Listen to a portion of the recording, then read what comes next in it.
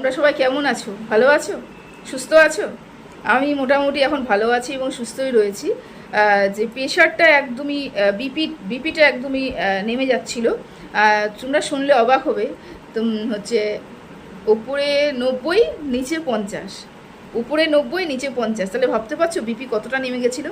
মাথা তুলতে পারছিলাম না, মাথা ঘুরে পড়ে যাচ্ছিলাম, এরকম দুর্দশা হয়েছিল। যা হোক, এখন মোটামুটি ওষুধপত্র খেয়ে ঠিকঠাক রয়েছি। অনেক অত্যাচার হয়, সত্যি সত্যি অনেক অত্যাচার শরীরের উপর দিয়ে। মানে খাওয়া দাওয়া ঠিকঠাক হয় না, কাজের চাপের জন্য বলছি। খাওয়া দাওয়া ঠিক করে করতে পারি না, কাজের চাপ এতটা থাকে, সেই কারণে না মানে সমস্যা হয়।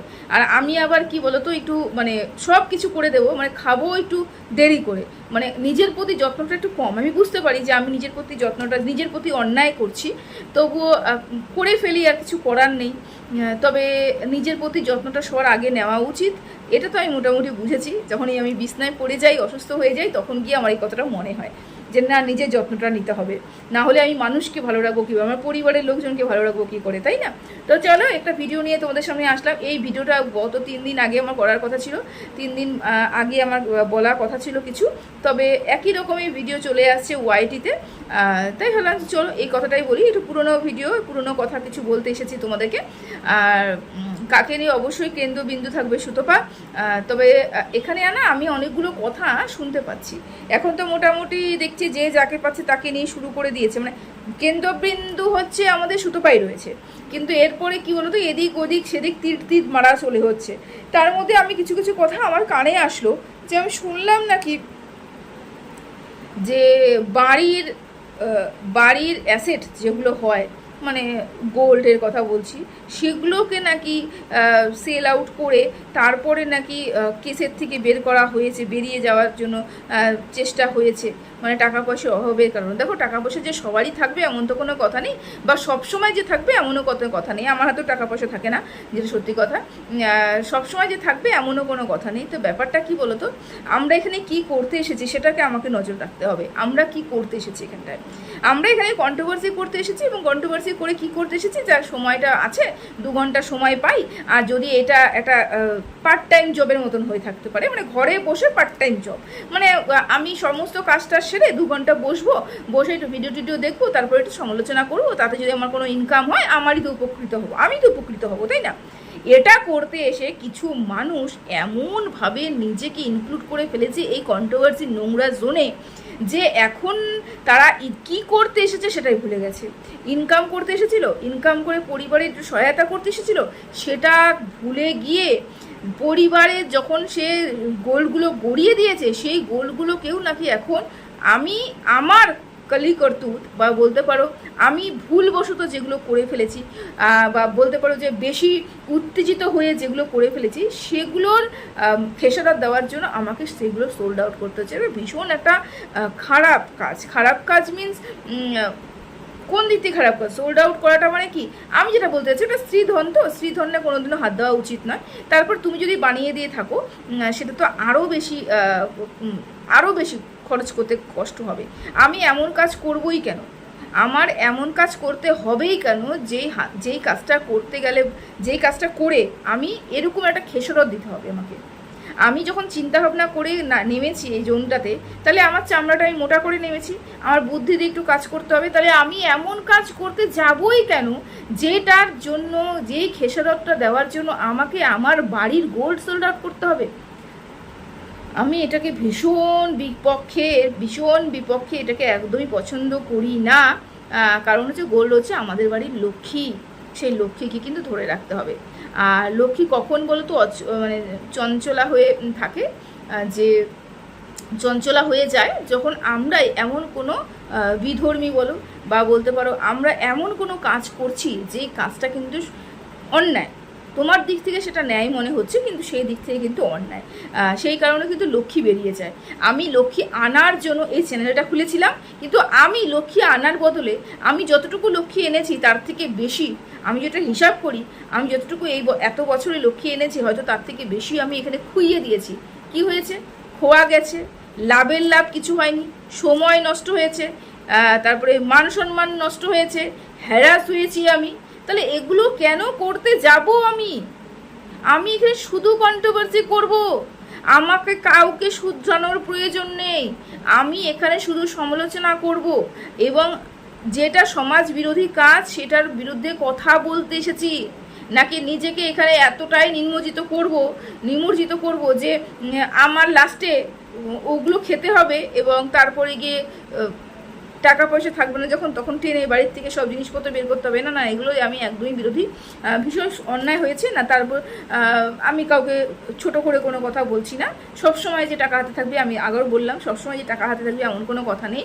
যখনই আমাদের কী করতে হবে, যখনই কোনো কাজ করতে হবে, এটা চিন্তাভাবনা করে করতে হবে। যখনই কোনো কাজ করতে হবে, যখনই কোনো পদক্ষেপ তুলতে হবে, ততক্ষণই কিন্তু আমাদের চিন্তাভাবনা করে চলতে হবে। এখনও ইদানিং যে কাজগুলো চলে এসেছে তার উপরে কিন্তু আবার একটা ঝড় আসবে, আবারও কিন্তু এরকম সমস্যা হবে। শুনলাম নাকি আরও 3-4 জনের কাছ থেকে নেওয়ানেমি হয়েছে। আবারও সেই ঝড় আসবে, আবারও সেই ঝড় আসলে পরে আবার এবার কিভাবে সামলাবে আমি জানি না। ওরা কি ভাবছে, কি করছে, কি করতে এখানে এসেছে, মোটিভটা কি এরা ভুলেই গেছে। পরিবার আছে, পরিজন রয়েছে তাদের, সেটাও ভুলে গেছে। টাকা ইনকাম করতে এসেছে, ইনকাম করো, কিন্তু ইনকাম তো দূরেই থাক। ইনকামের বদলে আমি ঘরের থেকে যদি টাকা আমি নষ্ট করি, তাহলে এখানে চ্যানেল খুলে কোনো লাভ নেই, এরকম লাফিয়ে ঝাঁপিয়ে লাভ নেই। আর একটা কথা, এই ওভারঅল যে কথাগুলো আমি বললাম এবং তার যে ভিডিও করার আমি আগ্রহ দেখলাম বা লাইভ করার যে আগ্রহটা আমি ইদানিং দেখতে পাচ্ছি, বিগত 1-1.5-2 মাস ধরে যেটা দেখতে পাচ্ছি, এতদিনের ব্যাপারটা 2-4 হলো। প্রথমত তো কন্টেন্টের অভাবের জন্য সেই ভিডিও দিচ্ছিল না, কেন কন্টেন্ট সেরকম জবরদস্ত না হলে লাফানো ঝাপানো সম্ভব নয়। সেই জন্য জবরদস্ত কন্টেন্ট যখন পেলো, সেই কারণে কিন্তু সেই লাফানো ঝাপানোটা শুরু করলো। এবং যখনই প্রথম লাফানো ঝাপানো শুরু হলো, তখন দেখলো যে প্রচুর পরিমাণে ভিউজটা ইনকাম হচ্ছে। যেটা আমি খোয়া গেছে সেটাকে আমাকে বাপাস নিয়ে আসতে হবে এবং আমার হাতে কিছু রাখতে হবে। তার জন্য আমাকে হেন তেন প্রকারে এখানে ইনকাম করতে হবে। এই একটা কন্টেন্টের অভাব। 2 নম্বর হচ্ছে আমাকে এখানে ইনকাম করতে হবে। কন্টেন্ট পেয়েছি, ইনকাম করতে হবে, ইনকাম করে আমাকে সমস্ত কিছু বের করে নিয়ে আসতে হবে। যেগুলো আমার খোয়া গেছে সেগুলোকে আমাকে আবার ফিরিয়ে আনতে হবে। এই একটাই কারণে হয়তো এই পরিমাণে শত্রুতা, এই পরিমাণে নেগেটিভিটি ছড়ানো, এই পরিমাণে নোংরামি ছড়ানো, এটাকে কোনো রকম সত্য কথা আমি বলবো না, কোনো মতেই নয়। যারা অরিজিনালি বুঝতে পারে, যারা তার পজিটিভ ভিউয়ার্স, আমার নেগেটিভ ভিউয়ার্স, তারা পর্যন্ত বুঝে গেছে যেটা হচ্ছে সেটা শুধুমাত্র শত্রুতা হচ্ছে, এটাকে কন্ট্রোভার্সি বলে না। এটাই তো আমার সার্থকতা, তাই না? আমাকে 2টো মানুষ বাজে কথা বলে যাবে, আমাকে 2টো মানুষ নোংরা কথা বলে যাবে, আমি তাতে কিছুই মনে করব না। হ্যাঁ, যদি আমার কথাতে তারা এতটুকু হলেও সহমত পোষণ করে, আমার সেখানে সার্থকতা যে একটা নেগেটিভ কমেন্টের মধ্যেও কিন্তু আমার জন্য একটা পজিটিভিটি আমি কোথাও না কোথাও খুঁজে পেয়েছি আর কি। আর এবং আমাকে যখন কেউ কমেন্ট করে, যাদের মানসিকভাবে বিকৃত নয়, তার বেশিরভাগই নেগেটিভ কমেন্ট যারা করে তারা ভালো মানুষই করে এবং তার শিক্ষিত মানুষই করে এবং ভদ্র ভাষায় কমেন্ট করে, আমি সেগুলোকে অ্যাপ্রিসিয়েট করি। হ্যাঁ, আমার সময়ের অভাবে কিন্তু তাদের আমি কমেন্টে উত্তর দিতে পারি না। এবার আসে জাস্ট দিদিকে নিয়ে কিছু কথা বলতে। জাস্ট দিদি দেখলাম হঠাৎ করে একটা ভিডিও নামালো এবং মাঝে মাঝে হঠাৎ করে ভিডিও নামায় এবং হঠাৎ করে ভিডিও নামিয়ে কিন্তু শুয়েরই পেছন ড্যাশ করতে বেরোয় আর কি। যাই হোক, আমি এই ধরনের বক্তব্যগুলো রাখি না, ইদানিং আবার একটু মুখের থেকে এগুলো ভাষা বেরোচ্ছে। তো শুয়েরই পেছন করতে বেরোচ্ছে। তা আমি বলি কি দিদি, আমি জানি তোমার এখন কন্টেন্ট নেই, কন্টেন্টের অভাব হয়েছে। তো কন্টেন্টের যখন অভাব হয়েছে, কন্টেন্ট যখন নেই, তুমি যখন বলছোই শুধু তোমার পার্মানেন্ট কন্টেন্ট নয়, তাহলে তুমি কেন বারবার করে ও সুখে নিয়েই বলতে বসেছো? এটা সহজ না। সুখে গালি দেওয়াটা বা জনসমক্ষে সুখে অপমান করাটা বা এই যে কি বেরিয়ে এসেছে এর উপরে নির্ভর করে একটা স্পিচ দিয়ে বেরিয়ে যাওয়া, ইনকাম করাটা খুব সহজ বলো? খাটাখাটনি করে একটা কন্টেন্ট বের করাটা খুব কঠিন, তাই না? একটু ভালো কথা বলতেও তো খুব মুখে বাঁধে, তাই না? তুমি নিজেই বলেছো তোমার কন্টেন্ট কিন্তু নয়, তবুও কিন্তু তুমি কি করলে, আমি দেখলাম কন্টিনিউ যখন ভিডিও করলে, কয়েকটা ভিডিও কিন্তু শুয়ের বিপক্ষেই করলে। আমি বলছি না তুমি বিপক্ষে করতে পারো না, অবশ্যই বিপক্ষে করতে পারো। আমার বক্তব্য হলো যে তুমি যখন ভিডিও, তোমার কন্টেন্ট নয়, তাহলে হঠাৎ করে 3-4 দিন বাদে এসে তুমি কেন হঠাৎ করে কন্টেন্ট করতে বসো? এটাই হচ্ছে আমার বক্তব্য। কি কারণে করতে বসো? তোমার তো কন্টেন্ট নয়, তারপরে যদি তুমি বলো যে না আমি সুখে কন্টেন্ট বানিয়েছি এবং সুখে নিয়ে কন্টিনিউ আমি ভিডিও করবো, তাহলে করতেই পারো। এবার ব্যাপারটা কী হচ্ছে, তুমি ভিডিওটা অন করেই, তুমি এটা ক্যামেরাটা অন করেই, ভিডিওটা অন করেই তুমি কি করে বলো তো, শুধুমাত্র গালি দিয়ে গেলে কিছুটা। কিছুটা গালি দিয়ে গেলে তারপরে এক্সপ্লেন করলে যে এক্সপ্লেনগুলো আমার মনে হলো না একটা যুক্তিসম্মত বা একটা যুক্তিযুক্ত, বা তুমি অনেক জায়গায় ভুল রয়েছে, খামতি রয়েছে অনেক কিছুর মধ্যে, তুমি অনেক কিছু খুঁজে বের করতে পারো নি, বুঝতে পেরেছো, অনেক কিছু বুঝে উঠতে পারো নি। এবং তোমরা বলবে যে কি প্রথমত কথা সাইকেল চোর, কে সাইকেল চোর? দাদা সাইকেল চোর, আমাদের তুহিন দাদা সাইকেল চোর। তুমি বললে তুমি কি সাইকেল চুরি করতে দেখেছো? দাদাকে কি সাইকেল চুরি করতে দেখেছো? নাকি মানুষকে চোর বলাটা এতটাই সহজ হয়ে যায়? মানুষকে যখন যা ইচ্ছে বলতে পারে, যখন রেপিস্ট বলতে পারে, চোর চুরি করছে চুরি বলতে পারে, বিনা প্রমাণে যে কাউকে বলতে পারে, আমি বিরোধিতা করি এই সব ভাষাগুলোতে। আমি দেখছি আমাদের মেল ক্রিয়েটারকেও এই ধরনের বক্তব্যগুলো রাখা হয়। হ্যাঁ, সে মেয়েদের কোনো মান সম্মান রাখে না, সে মেয়েদেরকে নিয়ে যখন যা ইচ্ছে তাই বলে, মেয়েদের সব কিছু নিয়েই তার মোটামুটি বক্তব্য রাখে। তাও বলে কি আমি মুখ দিয়ে সে ড্যাশ করে ঠিকই, তবে তাকে এই যে নামগুলো ডাকা হয়, আমি সেখানেও বাদসাধী, আমার সেখানেও এটা নিয়ে আপত্তি রয়েছে। এই ধরনের বক্তব্য কেন মানুষকে দেওয়া? এবং যেখানে তুহিনদার মতন মানুষ রয়েছে, সেই মানুষটাকে তুমি সাইকেল চুরি করলে কেন? দাদার সাইকেলটাকে চুরি করে নিয়ে চলে গেছে নাকি? দাদাকে একটা সাইকেল ছিল, সেই সাইকেলটা চুরি করে নিয়ে গেছে। তুমি ভিডিও করেছো তো সেই ক্লিপটা আমাদের সাথে শেয়ার করতে পারবে নিশ্চয়ই। নাহলে একটা মানুষকে জনসম্মুখে এসে, সোশ্যাল মিডিয়াতে এসে তুমি কিভাবে বলতে পারলো সে চোর? এত বড় একটা অপরাধ কিভাবে করলে, বা তুমি এত বড় অপবাদটা দিলে কি, কোন ভিত্তির উপরে? তুমি তোমার সুকে নিয়ে তুমি বক্তব্য রাখতেই পারো, তোমার কন্টেন্ট, তুমি সুকে নিয়ে কন্টেন্ট করতে পারো, তবু মুখের ভাষাটা প্রত্যেকটা মানুষকে সংযত রাখা উচিত আমি মনে করি। যে কাউকে নিয়ে যে কেউ কন্টেন্ট করতে পারে, কিন্তু মুখের ভাষাটা সংযত রাখা উচিত। ইদানিং তো আরও কিছু নিয়ম লাগু হচ্ছে আমাদের উপরে, ভীষণ পরিমাণে আমাদের রেস্ট্রিকশনের মধ্যে দিয়ে চলতে হবে, তো মুখের ভাষাটা সংযত করা উচিত তো, তাই না? তা না করে তোমরা কি করছো, যে যা পাচ্ছ মুখে যা আসছে তাই তাকে বলে দিচ্ছ, ঠিক আছে? এবার বক্তব্য হলো যে তুমি কি বললে, ওই যে ঘি ভাত, শু একটা ভিডিও করেছিল, সেই ভিডিও করে বলছিল যে ঘি ভাত মানে খেয়ে এসিতে গেলে নাকি পেট গরম হয়। এই কথাটা কে বলেছে? তুমি যে কথাটা বলতে বসলে, এটা কোনো যুক্তিযুক্ত কথা নাকি? এরকম তো আমি কোনো কথা শুনিনি। তা তুমি কি শুনেছো যে এই কথাটা শু বলেছে? ভিডিওটা ভালো করে দেখোনি, শুধুমাত্র একটুখানি ছুঁয়েছো, হয়তো স্পিডে দেখেছো, কিছু বলতে হবে, গালি দিতে হবে, অর্ধেক তো ভিডিও গালিতে ভর্তি থাকলো, অর্ধেক তো এদিক ওদিক আং বাং ছাং দিয়ে ভর্তি করে দিলে, তারপরে কি বললে শু বলেছে। ভিডিওতে শু বলেই নেই কথাটা, শু বলেছে ম্যান্ডে এই কথাটা বলেছে।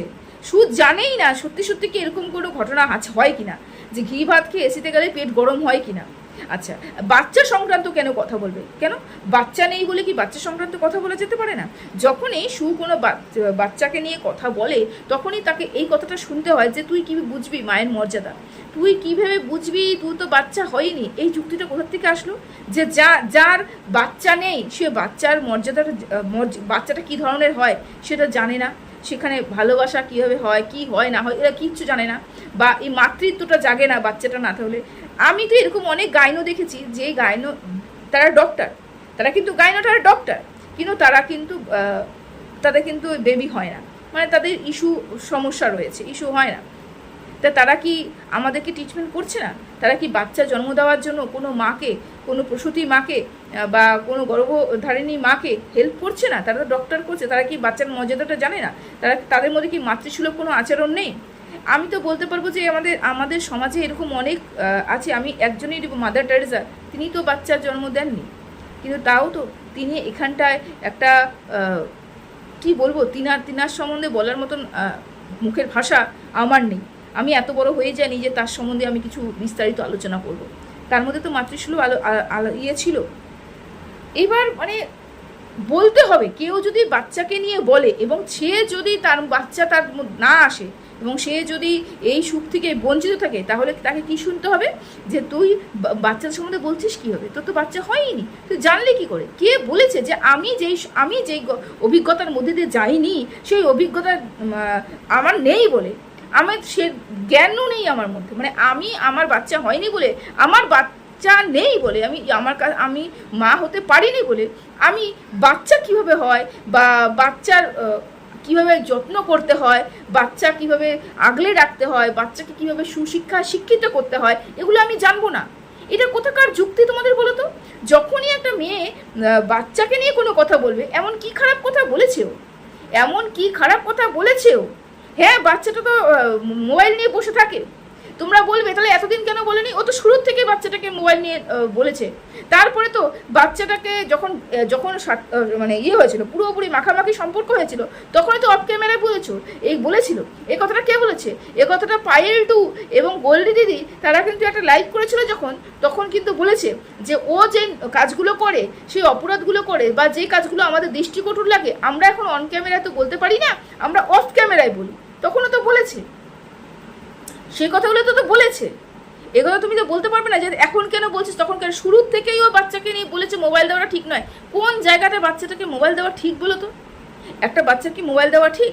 কোনো মতেই ঠিক না। এই বয়সে তো একটা, হ্যাঁ, মা বাবার ফোন থাকবে। যেমন আমার মেয়ে ক্লাস 8-এ পড়ে, তো এখন আমার মেয়ের কোনো সময় ক্লাস কিন্তু অনলাইনে হচ্ছে। তা আমার ফোন বা ওর বাবার ফোন, তার ফোন দিয়ে অনলাইনে ক্লাসগুলো করছে, কিন্তু আমার ফোন বা আমার হাজব্যান্ডের ফোন, ওর নিজস্ব কোনো ফোন নেই। আমি তো ভেবেছি এইচএস যতক্ষণ না দেবে ততক্ষণ আমি ওর সাথে ফোনও দেবো না। আমার বক্তব্য যেটা, আমার নিজস্ব যেটা বক্তব্য, আমি ওর সাথে ফোন দেবো না। যতদিন পারবো আমি আমার হাজব্যান্ড বা আমার ফোন দিয়েই ওর কাজটা চালিয়ে নেওয়ার চেষ্টা করবো। আমার এখনও পর্যন্ত সেটা ধ্যান ধারণা রয়েছে। তা সেখানে ও এত ছোটো একটা বাচ্চা, ওকে একটা এক্সট্রা অ্যান্ড্রয়েড ফোন দেওয়া হয়েছে। এটা কি খুব যুক্তিযুক্ত কথা? এটা কি খুব ভালো কথা? একটা মানুষকে নোংরা কথা বলতে হবে তাই বলে তুমি আরেকজন মানুষকে তুমি এতটা, যে সত্যি সত্যি অন্যায় করছে, তুমি সেগুলোকে ঢাকতে পারো না, তুমি সেগুলোকে তুমি সাপোর্ট করতে পারো না। একজনকে বলতে হবে বলে আরেকজনকে তুমি সাপোর্ট করছো কি করে? এটাই হচ্ছে আমার বক্তব্য, তাই না? আচ্ছা, যাই হোক, এবার বলেছে ওই যে লালা, এই যে একই সাথে আরেকজনের খাওয়া, একই পাতে আরেকজনের খাওয়া ভীষণ নোংরা। আমার জানি না কার কার পছন্দ হয় কি পছন্দ হয় না, আমার ভীষণ গা কিতকিত করে, ঘিতঘিত করে। আমরা কেউ, আমাদের পরিবারে কেউ, আমার ছেলের পাতেও আমি খাই না, আমার পাতেও আমি আমার ছেলেকে খাওয়াই না। আমার শাশুড়ি মাও আগে দুটো পাত নেয়, মানে শাশুড়ি মার পাতের থেকে শাশুড়ি মা খায়, আর ছেলের পাতের থেকে ছেলে খাওয়ায়। কেন? যখন আমার খুব কাজের তাড়া থাকে আমার শাশুড়ি মাই খাওয়ায়, আমার মাই খাওয়ায়। তো মা দুটো থালাই নেয়, একটা থালার থেকে ছেলেকেই খাওয়াচ্ছে, আর নিজের থালার থেকে আমরা কেউ কারো থালা শেয়ার করি না। এই যে তুমি বললে যে কি হয়, তাহলে তো মাতৃদুগ্ধ পান করাটাই ভুল। কোথায় মাতৃদুগ্ধ আর কোথায় লালা? দুটো কি একই হলো? যুক্তি হলো এটা কোনো? বেস্ট ফিট তো করবে 6 মাস, বেস্ট ফিট করাটা কম্পালসারি, করতেই হবে একটা বাচ্চাকে, করাতেই হবে বাচ্চাকে। তার ইমিউনিটি পাওয়ারটা বাড়ানোর জন্য, রোগ প্রতিরোধ ক্ষমতা বাড়ানোর জন্য 6 মাস শুধুমাত্র বেস্ট ফিডই করবে একটা বাচ্চা। এটা জন্মান্তর থেকে চলে এসেছে। এটা সাথে একটা 8-9 বছরের মেয়ে, সাথে মা, দুজনে একই পাতে চেটে পুটে খাওয়া, ব্যাপারটা কি একই দাঁড়ালো? একই জায়গায় দাঁড়ালো? কোথায় একটা আলাদা বিষয়, এটা আলাদা বিষয়। তুমি কি বললে? তাহলে তো বেস্ট ফিট করাচ্ছে, বুকের মধ্যে রাখছে জন্মের পরে মায়ের বাচ্চাটা লাগে, কিন্তু একটা সময়ের পরে যখন বাচ্চাটা আস্তে আস্তে বড় হতে শুরু করে, আমাদের কিন্তু তখন কিছু মেনটেন করতে হয়। একটা তো সাধারণ বিষয় এটা, যে আমাদের একটা জায়গা মেনটেন করতে হয়। হ্যাঁ, আমাদের লালার থেকে বিষাক্ত জিনিস রয়েছে, ও বলেনি যে হবেই, ও বলেছে হতে পারে। হ্যাঁ, হতে পারে। আমাদের কারোরই নিজের থালা ইউজ করা উচিত নয়। আমি মনে করি যেটা, গামছা ইউজ করা উচিত নয়, কারুর গামছা কেউ ইউজ করা উচিত নয়। আর তারপরে যে থালা ইউজ করা উচিত নয়, কারুর খাওয়া উচিত নয়। এই যে আদর আপ্যায়ন করে যে এক একজন আরেকজনে এঁঠো খায় না, এটা ভীষণ পরিমাণে খারাপ। এঁঠো ইউজ করা উচিত নয়, এটা তো ঠিক কথা বলেছে।